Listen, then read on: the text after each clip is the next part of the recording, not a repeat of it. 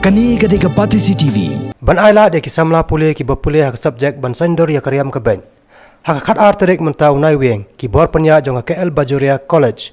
Ringkat ka jingtrelang bat ka BK Bajoria School. Kila pelong na kerensan ke bakarpang ban peninam ya kiryam ki ben ki balaso bat penwandor de kisamla ki bapule hak ne ka cekal pule ki badai na ka kelas 11 bat 12 na ka KL Bajoria College. Hak ne kerensan na pelong hak ki khat sautli ki benta ni ya ka balatep kum ka 14 collections. Bat ikiriam ki ben lapong bat pen ipai ba daki khana pure jong ka school BK Bajoria School nadu ki class pedang red hadu ki class ki bala kham he hakane ka sngi la ajing kren karpang halor kane ka rensan do chairman jong ka KL Bajoria Charitable Trust BP Bajoria balai don langru deputy commissioner jong ka East Khasi Hills district ba Peter S Dekhar ubralong kongsan hakane ka jigalang.